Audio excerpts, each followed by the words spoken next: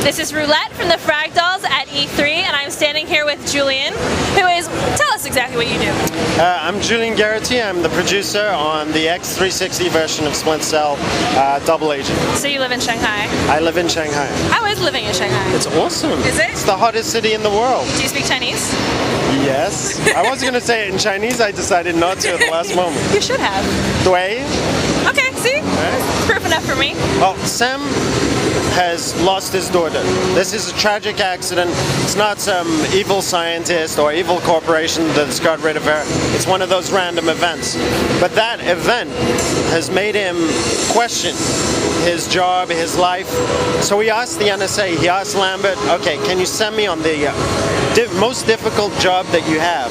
The most difficult job he has is an undercover mission. A mission where he becomes a double agent by infiltrating a terrorist cell and taking them down from the inside. Double Agent was the basis for all our level design, game design, context, storyline decisions. So when we were thinking about it, we had a lot of references, TV references, movie references, whatever. And moral dilemmas are huge in spy fiction. So we knew we had to integrate it somehow. So what we've done is we've developed various moments in the game where you're going to have to take a very difficult choice. For example, would you kill an innocent person if it meant that you could save 3,000 down the line? Would you kill your best friend to save those same people? Depends on if they ate my ice cream or not. It's a tough one, but these decisions will have consequences in the game. You have branching storylines and multiple endings. So you see Sam in some unusual situations. First of all, he's not wearing his normal wet spy jumpsuit, so he's wearing some other cool stuff, which is nice, including shades. I've seen the shades. Those are hot. They're like Brad Pitt shades. They're awesome. Have you seen the move? Where he flips them up? No, I haven't seen that. That's awesome. But I'm glad that you guys kept some sort of like homage to the goggles. Of course. That's excellent. The goggles are in the game. But what we wanted to do is, we had loads of ideas on the other games that we never managed to put in.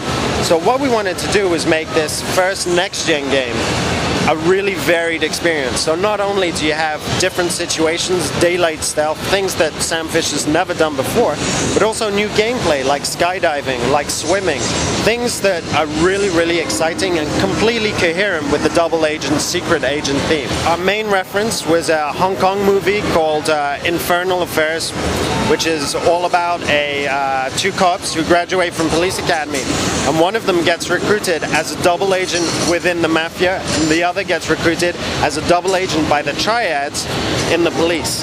And it's over 7 years and they're crisscrossing stories. It's absolutely unbelievable. 24, Alias, James Bond, Jason Bourne, they're all references. It's all good stuff. Yeah, all good stuff. So there's romance in this as well. There is romance in this. There's a woman who's called Enrica Villablanca, who's part of the terrorist group. She's an eco-terrorist, so you kind of understand her motivations. You may not agree with her methods. And let's just say that Sam might get it on. So of all the new settings that he's in, what do you think is your favorite? One of the ones that I really love and that has taken the most time to develop is Kinshasa, which is a city in Africa that's being torn apart by a civil war. So you have military police versus rebels fighting each other in the middle of this huge zone. And Sam Fisher doesn't have any part of all of that, but he's got to use stealth to get through that war zone to get to his objective.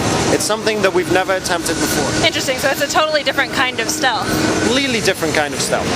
He's got some new moves. He's got a new corner grab where he grabs the guy, puts him on the floor, and then breaks his windpipe with a chop. Wow. He can swim under ice, grab people under the ice, and stab them in the heart. Well, you know, it's for the kids.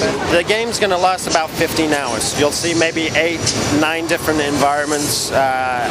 Shanghai, Kinshasa, Okosk, Iceland, New Orleans, New York, so many different places. So are we going to have the same kind of percentage calculation at the very end to see how many people you had to kill, or is it going to be completely different because of the setting? The stats will be in there. We haven't decided exactly how to communicate them to the player. Okay, for the next generation game, we have Spy vs. Merc revisited, revamped. It's reimagined. It's a whole new experience. What's different about it?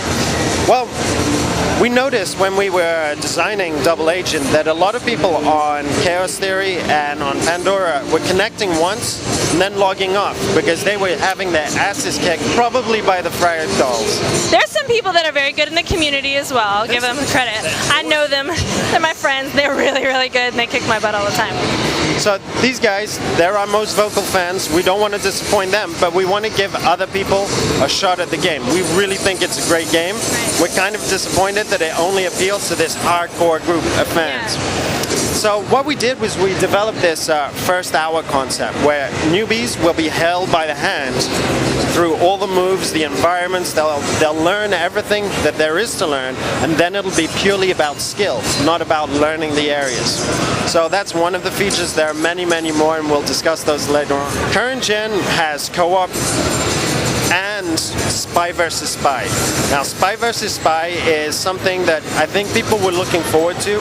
It's much faster, much more aggressive. It's really, really cool.